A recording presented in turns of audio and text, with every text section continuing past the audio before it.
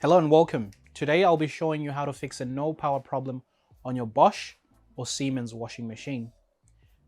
Now your model might look different to the one that's in this video. Don't worry, because the parts and components that we're going to replace are the same across Bosch and Siemens washing machine models. Now usually when you're getting a no power problem, first thing you need to check is if there's power coming to that outlet. So you need to unplug your washing machine from the outlet, plug in a phone charger and see if there's power coming to that port. If there's power coming to it, then we'll need to fix the power module on your washing machine. And that power module is at the back. To access it, we'll need to turn the washing machine around and remove the concealing panel that conceals the drum and the power modules and other parts inside. You'll need a T20 Torx bit, a flat screwdriver, and a few other parts to carry out this repair. Now you can usually look up the model number, which is at the back of your washer. It starts with an E and R, and then as the model, you can buy a new power module from Bosch, but it's going to cost you anything north of $400. I'll be showing you how to fix that for a fraction of that cost. For about $1 in parts, you'll be able to get your washing machine working again. So you'll need a couple of tools to do that. You'll need a T20 Torx bit, and a flat screwdriver, and a few other components. We'll need to access the back of the washing machine, so we're going to turn it around. If you've got a second person there, they can help you, but if you're on your own, you can sort of try to walk it. So grab your T20, and there's a couple of screws all around this panel. You'll need to remove those. There will be maybe about 20 of them. So remove all the screws that you see at the bottom.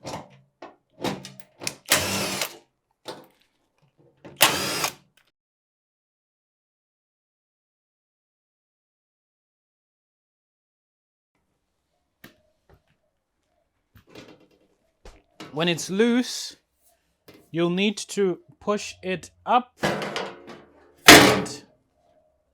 and out of the way. There you go. Now I had previously opened mine, that's why everything is nice and tidy in there. As you can see, it's just here. Usually the board is mounted on here, and I'll show you how to remove it. There's a couple of cables that you have to remove here, electrical cables that you have to remove, and I'll show you how to remove the cover or the casing that covers this component.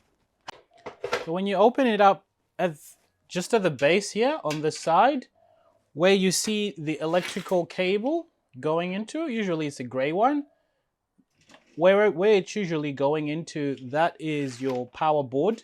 So this is your power board. That's all that is needed to be fixed on your washer. Now, it's not usually as easy to take this out. I've already taken mine out, but I'll show you step by step sort of how to take it out. So usually it's in this case. This is the case for it. And this case, this is the front of the case. That's the front of the case. And this is the back of the case. Now it's usually sitting in here, depending if yours is a washer dryer, then this cover sits on the floor here. And you can see there's slots. That's where it sort of locks into place. And that one square there is where you've got this lock. So that locks it in place. So if you can understand it, to take it out, you simply push it up and back, and then this can come out. But before it comes out, your power board will be in here, as you can see here.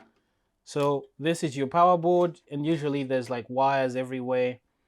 It sounds hard to take out, or you might look at it hard to take out. First thing you need to do is grab your phone, take a lot of pictures of where everything goes.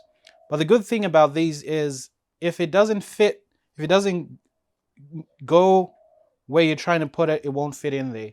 So that's some pretty good, clever design by Bosch there and Siemens there.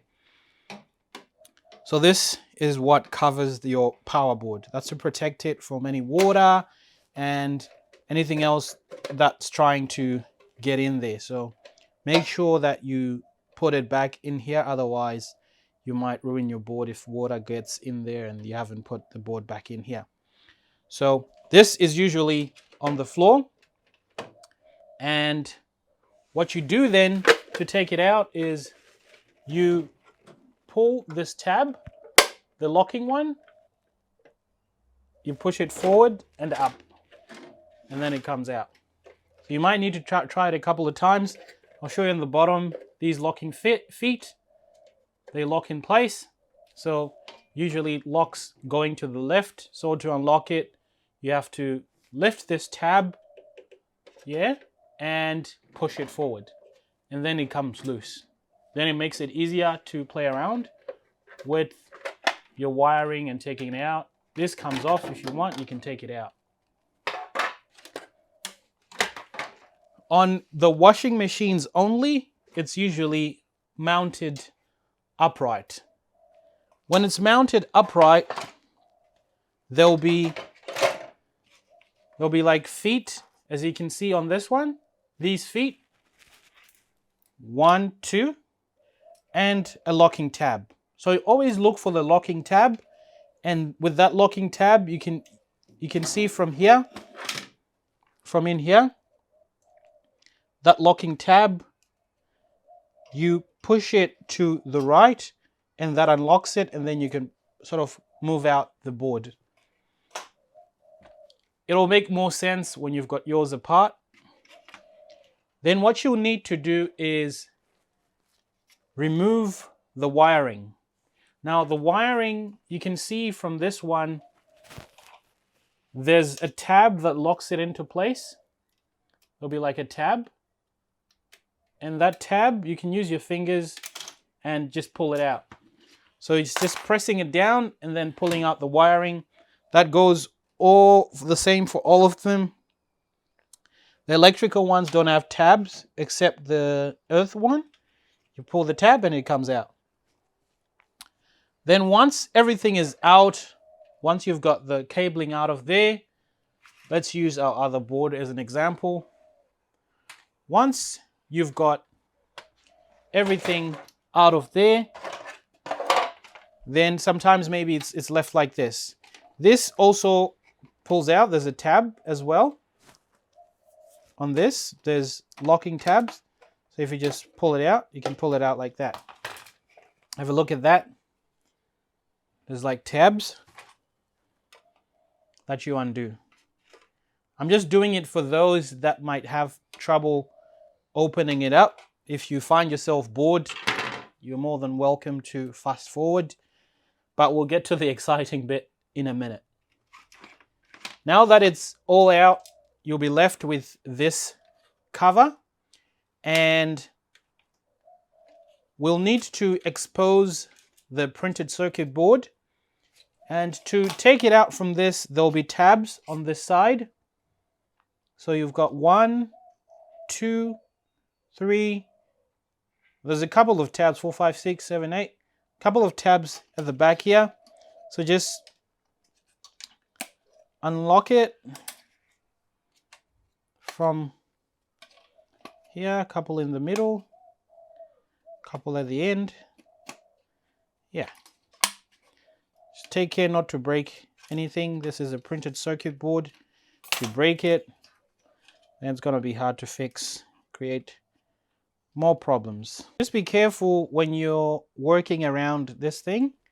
You don't want to be breaking stuff. You don't want to be scrapping all over here with your screwdriver, your flat screwdriver, or whatever you're using. You want to make sure you're extra careful. The no power problem on Bosch and Siemens washing machine is very common, and it's usually caused by a power management chip that starts faulting As you can see here, you've got your power over on the left here. This is all your power components. And then you've got another one here. So usually this chip here, that's your power management chip. That manages the power on the washer. So if you're getting no power, that is faulty. And if you remove that protective coating on it, if you have a closer look at it, it will actually have a number on it. Now this usually says 304GN. And if you Google that, I'll also put a link in the description below as to where to buy them. You can buy it. It's like a 4-pin and 3-pin, so 7-pin chip that you'll need to replace. And when that fails, you just have a look at your board now. You look at this resistor. It's usually blown out or it's faulty. It's usually blown out. So you want to make sure that you replace this resistor. Now take note of the colors on the resistor. So it's usually red, black, brown, and then gold. You can Google resistor calculator, which will help you to see which resistor to replace. Alternatively, you can take it to an electrical hardware shop and they will match it up for you. This is a 100 ohm resistor, which is common amongst most Siemens and Bosch washers. So 100 ohm resistor, then your 304GN power management chip. If you replace the resistor only without replacing that, it will blow that resistor straight away. So you need to fix the problem first, which is this power management chip. To remove that, you just don't grab your soldering gun. You actually need a hot work station, so a hot work air station. So that might cost you about 20-30 bucks, something to keep in the house for when you do your repairs. It looks something like this. It's like a big soldering gun with a hole in the middle, which blows hot air. So when you blow hot air, it melts the solder that's holding all these feet. And then grab yourself some tweezers or buy some tweezers. Then when it's melted enough, you can just sort of grab this and lift it out. Just be careful not to melt any other stuff that you don't need to, because then you'll mess up the board. So very important that you buy yourself one of these things. If you don't have it lying in your house, then you need to buy it, and then buy a cheap one if you can. You don't need to buy an expensive one, 50, 30 bucks. Get it off eBay or online.